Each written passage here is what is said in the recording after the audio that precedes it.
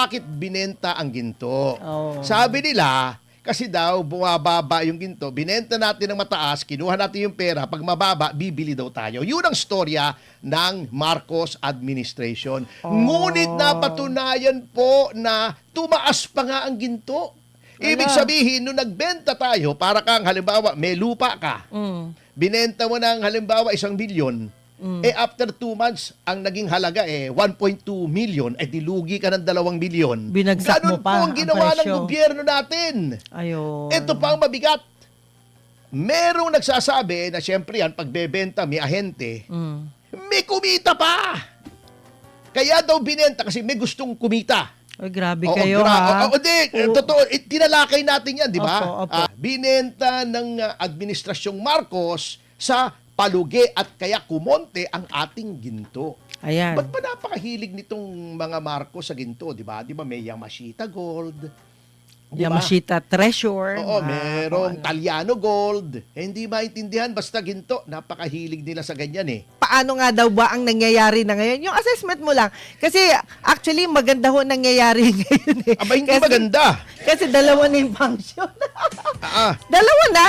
Pero hindi nga pwedeng maging dalawa. Oo. Isa lang daw ang Senate group. Okay, sige po. Hindi, kasi ito iwanan na muna natin yung tungkol sa Senado. Okay. At talagang talk to death na naman talaga yan.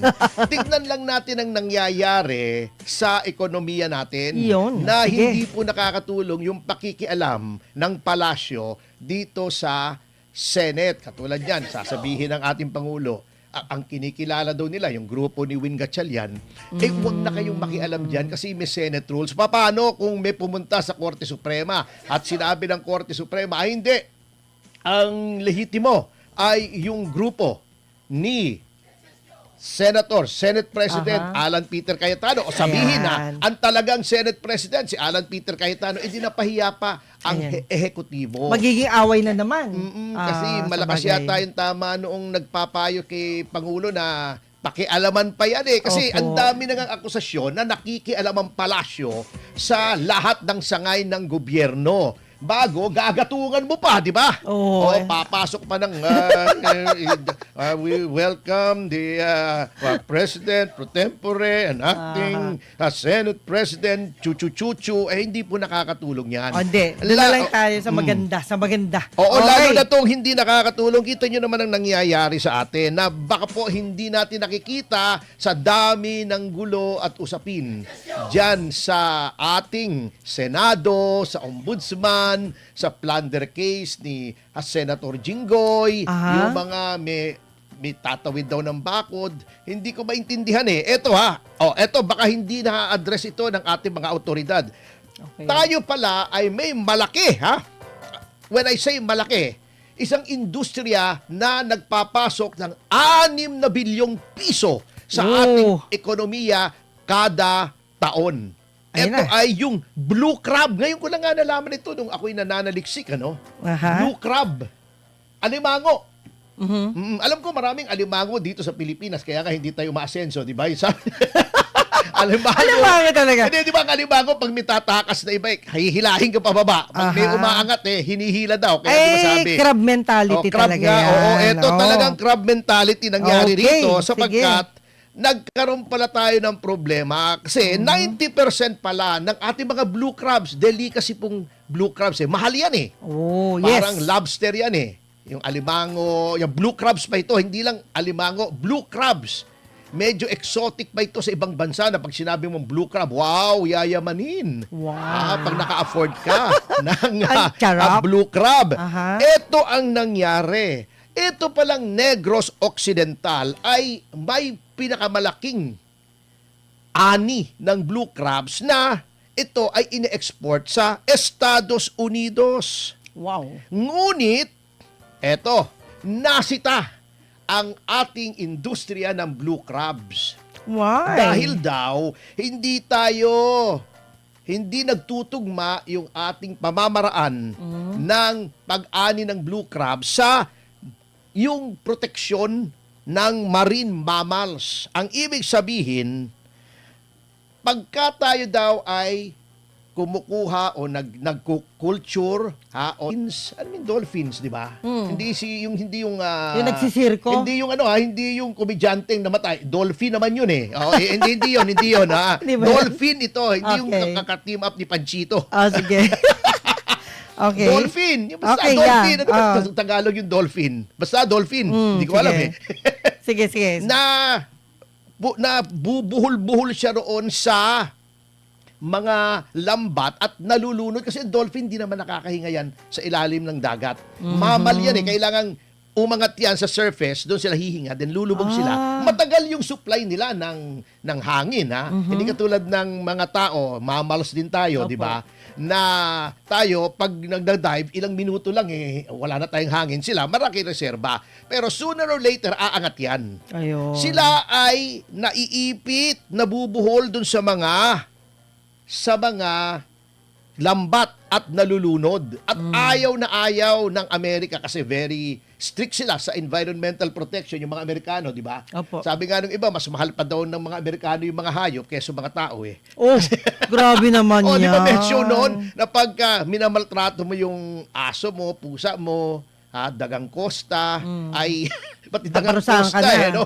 Ay, o kaya yung mga gerbil, hindi si Gerbil Luistro iba naman yun. Aha. Kasi merong parang dagang kosta ang pangalan Gerbil eh. Kapangalan okay. ni Ikaw talaga. Representative Luistro. Alalala. Ayaw nila ng ganon. So, sabi nila, pagka hindi kayo nakakasunod dyan sa patakaran namin, hindi kami bibili ng blue crab sa inyo. Yun pala yun. Yun, Hindi tayo nakasunod. Yung mga ibang bansa na nasita, katulad ng India, Sri Lanka, Indonesia at Vietnam, napaliwanag na nila at sinabi nila, sige po, hindi na uulit. Gagawa kami ng mga measures para hindi na maulit yan. Ayun. Okay. Tayo, hindi natin napaliwanag. Yung Bureau of Fisheries natin na nasa ilalim ng Department of Agriculture ay kamoting kahoy na may ulalo ang nangyari. Yun ang problema. Hindi nasiyahan ang Amerika sa pagpapaliwanag natin. Kaya, sabi ng Amerika, hindi na kami kukuha ng blue crab sa inyo. Baka sabihin nyo, ano namang kinalaman ng blue crab sa nangyayari sa politika? Alam nyo po, importante sa ating mga tao, siyempre, ekonomiya, di ba? Yes, Pwede ba naman puro politika, wala ka nang makain? Tama, tama. 6 na bilyong pisong industriya na wala. 600 tao daw ang mawawala ng trabaho sa Negros Occidental. Hala. O anong gagawin natin? Ngayong mahina ang ekonomiya at ninakaw na ng ating mga politiko yung flood control, wala na tayo masubsidize. Anong ibibigay mong kabuhayan sa mga yan ngayong mahina? Ayan. Bagsak ang ating employment. Okay. Ang employment po natin ay napakababa. O eto pa ha. Ngayong nawala na tayo ng export na gagawa ng dolyar. Yeah. Nagkaroon pa tayo ng kwan. Nagkaroon pa tayo ng problema. Ha? Ano yun? Yung ating dolyar pala ay napakababa na. Wala na.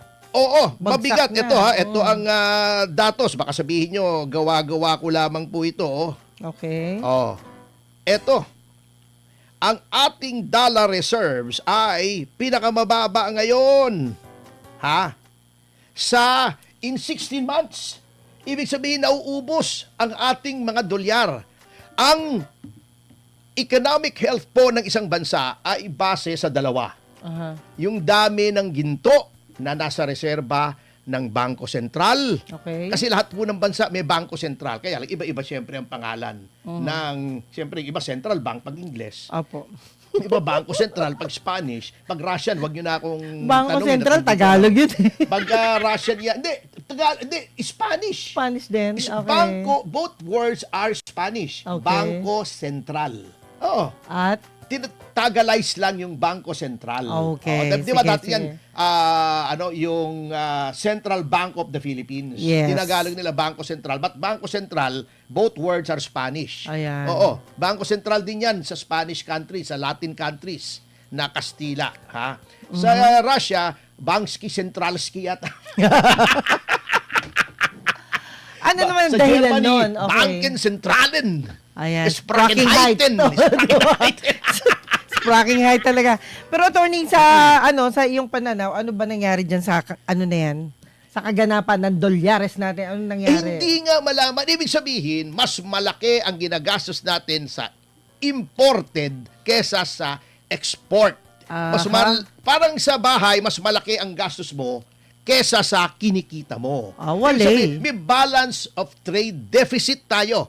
Mas malaki ang inilalabas natin ng bumili ng mga kalakal galing sa ibang bansa kesa yung mga naibebenta natin sa kanila at binabayaran naman tayo ng dolyares. Pag naubos ang dolyares natin, magkakaproblema tayo dahil ang medium of exchange hanggang ngayon, bagamat may tinatawag na BRICS, ay dollar pa rin. At ito pa mabigat. Yung ating reserves ng dollar. Magkano na? Ay, teka, ito ha. Baka sabihin yung gawa-gawa ko lang to ha. Yan. Noong January 2025, Opo. ito ay 104 billion. Yan. Ngunit ngayon, ito ay 103 billion na lamang mula sa 113 billion. Wala, malaki. Mabigat. Malaki ang nawala. Mabigat. Pati ginto natin, di ba? May mga nagsasabi, bakit daw natin binenta? Bakit binenta? Binenta ba o ninakaw? Binenta. Binenta. Recorded So, naman. iba Kaya yun. lang, di ba, kine-question nila, bakit binenta ang ginto? Sabi nila, kasi daw, bumababa yung ginto, binenta natin ng mataas, kinuha natin yung pera, pag mababa, bibili daw tayo. Yun ang storya ng Marcos administration. Ngunit napatunayan po na tumaas pa nga ang ginto. Ibig sabihin, nung nagbenta tayo, para kang halimbawa, may lupa ka, binenta mo ng halimbawa 1 bilyon, after 2 months, ang naging halaga 1.2 million, dilugi ka ng 2 bilyon. Binagsak Ganun mo po pa ang ang ginawa ng presyo. gobyerno natin. Ayun. Ito pa ang mabigat. Merong nagsasabi na siyempre yan, pagbebenta, may ahente, may kumita pa. Kaya daw binenta kasi may gustong kumita. Ay, grabe kayo ha. Totoo, tinalakay natin yan, di ba? Opo. Mga few months before. Ang dami pong hindi nakakaalam yan. Baka hindi nyo alam na inuubos. Ang ating ginto. Mabigat. Bentang palugi yan, ibig sabihin. Bentang palugi. Yan ang Ayun. pinakamamabigat nga. Oo. Yan ginto at dolyar, yan ang kumbaga parang buffer natin para sa ating yung mga economic shock tulad niyang nagkaroon ng biglang tumaas ang presyo ng mga produktong petrolyo. Pero kasalanan ba yun ng gobyerno o kasalanan ng negosyante? Ay, hindi. Ang may hawak ng dolyar ay gobyerno. At ang gobyerno ang nagdi-decide kung kailan magbebenta o kailan bibili. Baliktad nga lahat po ng mga central banks, ng mga bangko sentral sa buong mundo, ay bumibili ng gold. Sapagkat mas maganda na marami kang ginto. Yan. Dito pustisyong ginto lang yata ang binili. Pero pag hinanap yung ginto at hindi na nila ma-explain, paano yan mangyari sa kanila? Na-explain naman nila kung saan. Binenta naman. Pumasok naman yung pera. Ang issue ay binenta ng palugi. At Ayun may lang. nagsasabi pa na may kumita kasi syempre may komisyon. Di ba, halimbawa, nagbenta ka ng bahay, kay palugi yan, kay may tubo, di ba ang komisyon ng ahente base sa pinagbilhan. Opo. Hindi naman, kumita ako. May komisyon ka. Hindi ako kumita, nalugi ako. Wala ka ng komisyon. Di ba? Hindi naman ganun ang ahente. Ayun lang. Yun ang ating problema ngayon. May nagbenta, binenta ng Administrasyong Marcos sa palugi at kaya kumonte ang ating ginto. Ayan. Ba't pa napakahilig nitong mga Marcos sa ginto, di ba? Di ba may Yamashita Gold? Di ba? Yamashita Treasure. Oo, merong Taliano Gold. Hindi maintindihan, basta ginto. Napakahilig nila sa ganyan Oo, kaya naman ito ang epekto mga kabibigan sa mga nangyayari po. Ang paglago ng ating ekonomiya. Ay parang paglago ng buhok ni Senator Bato. Nawalay. Oo nga, oo. Bumagsak since last year pa ito nung pumutok yung tinatawag na floodgate o yung flood control scandal. Bumagsak at yung capital formation, ibig sabihin yung mga pag-invest, Opo. pangangapital ng mga negosyante sa mga bagong negosyo o pagdagdag ng kapital sa existing na negosyo ay parang noong pandemic ang level, ibig sabihin, parang ako. Parang si Senator Amy din. Bakit Mababa, naman? mababa. Grabe Binulong naman, po ah. Senator Amy. Lagot ka dyan. Grabe. Patay tayo rito. Sabi sa'yo, bawal bawal. Hindi. Ang ibig ko sabihin, hindi talagang very low. Hindi ko na ginamit yung word na mababa. Very low ang mga investment. Noong panahon ni Pangulong Duterte, may pandemya. Opo. Di ba understandable na walang namumuhunan, walang negosyo, lockdown, walang taong lumalabas O kanino ka magbebenta ng mga kalakal? Wala. Sa mga asong Wala gala, din. hindi naman pwede, di ba? Sa pusang Walang gala. buyer, walang buyer. Walang buyer. Ngayon, normal. Noong 2025. Ayan, may nagagalit may tumatawag sa'yo. Ayan. Hindi naman yan. Kaibigan natin yan. pero si attorney- Richard Chuateco. Okay. Parang Richard, mamaya-maya na ha. Ayan, yan. Pero attorney, kailangan ba nating ipagmalaki itong mga binenta natin o ikahiya natin Ay, yan? dapat ikahiya natin. Kasi sabi ko nga, pambihira, Mm. lahat ng Bangko Sentral ay namimili ng ginto. Sila mismo. Tayo, nagbenta tayo kasi nga always at an advantage, maraming ginto ang isang bansa. Yan ha. So, ibig sabihin, wala nang tayong reserve. Average tayo ng 6.41%, mga kababayan. Oh, grabe. Okay. Ngunit ngayon ay napaka-low na. Baka sabihin na naman Ayan na naman. Hindi. Sige. Mababa. Mababa talaga. Mababa talaga. Okay. 3.85%. Ala. Daig na daig tayo ng mga kapitbahay natin. Ay, by the way, happy 1,000 live viewers sa Hi! DZRS MNI Radio YouTube. Maraming Wow. salamat po sa inyong pagtangkilik. Magbe-break po kami mamaya-maya at babatiin po namin lahat ng mababati namin. Kaya lang, daan-daan po ang mga messages natin ngayon. Kaya, pasensya na po kayo kung hindi kayo Jim Paredes. Ha? Pero thank you sa mga sumunod sa amin. Saan man kami pumunta. Yan. Yan. Maraming salamat at hindi, nagpapasalamat akong sumusunod sila. Opo. Kahit saan tayo pumunta. Wag lang Opo. silang sumunod kapag pumunta ka sa CR. Hindi naman. Wag yun ang gawin. No? Nilala ko Mahirap kagad. naman yun. Anyway, mabalik tayo. Ang kumikita na lang kasi daw sa atin, ayon dito, sa analysis. Ito, hindi natin kakampi itong nag-analyze dito, ha? Ito ay pro-government pa nga si JC Punong Bayan.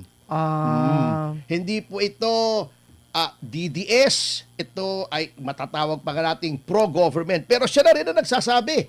siya Ang mismo. kumikita na lang sa atin, number one, ang pasok na lang ng pera ay number one, remittance. Kaya mga kasama, Ayan. at panawagan natin sa administrasyon, alagaan naman natin yung mga OFWs natin. Opo. Huwag natin pabayaan naman na nagpapatayan na, nagsasabugan na ng mga missiles at bomba, hindi pa natin malaman kung ililikas o hindi. Yun. Mahirap dito sa administration paralysis, analysis paralysis Ayan. Matagal mag-isip, di ba? Noong tinanong si Pangulong Marcos kung i-repatriate daw, ibabalik sa bansa nung Dapat naggera. maagap sila solusyon. Sabi ni Pangulong Marcos. Okay. Hindi, Walang signal yan. Walang signal. Sabi nga ng mga reporter, Sir! Wala kang signal. Oo. Choppy. Choppy. Oo. Yan. Hindi nyo naintindihan ang aking sabi.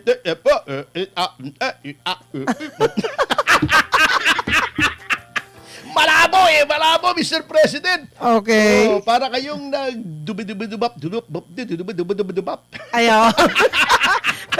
pero syempre no, malungkot talaga yan na walang naitutulong yung gobyerno mismo sa OFW. Yun ho ang sabi nila mga kaibigan. At yan, attorney, anong gagawin natin dapat para dyan? Hindi nga natin malaman kung anong gagawin kasi eto pa, ang isa na palang kumikita rito yung business, yung outsourcing. Okay. Yung BPO. Ang problema, yung iba umaalis na sa Pilipinas, either nag-i-in-house o lumilipat sa Vietnam, Yun ang masakit. sa India, yun, nawala na yung pogo, di ba? Hindi naman tayo nagja-judge kung maayos o hindi yung pagkawala ng pogo. Wala tayong sinasabi. Ang sinasabi ko lang, malaking epekto sa ating ekonomiya na wala yung pogo. Hindi ko sinasabing hindi dapat mawala, ha? Opo. Oh, kasi ako dati talaga anti-pogo ko, anti-gambling ako eh. Pero sana naman bago nila tanggalin, may plano sila na kapalit, 'di ba? Basta na lang tinanggal naulila. I mean, Replacement dun sa mga nawalan ng trabaho. Yes, oo. Yun. Yun ang problema ngayon, yung turismo natin. Na Wala na, lagi bagsak din. Ay, grabe. Paano naman yung yung natanggal na tourism secretary, ang pinromote yung mukha niya. Oh. Meron pa naman tourism magazine. Yung mukha mo nandoon. Ano naman pakialam ng mga turista? Pupuntahan ba rito para makita yung mukha mo? Hindi. Minsan nasa advisor yan eh. Yun ang malungkot. Hindi naman pupunta mga turista rito para makita yung mukha ni Frasco, makita yung mukha ni Luistro, makita yung mukha ni De Lima, o ni Lorna Kapunan, o ni Representative Senday. Ay, grabe ha. Pero attorney, dapat ang pinapakita sa turismo, di ba, yung mga lugar nating magaganda, Oo. yung mga negosyo na pwedeng puntahan, yun dapat. Correct. Very correct. Oh. Tayo wala na Wala ang malaking nawala din diyan kasi nga nagkaroon ng iskandalo. Yes.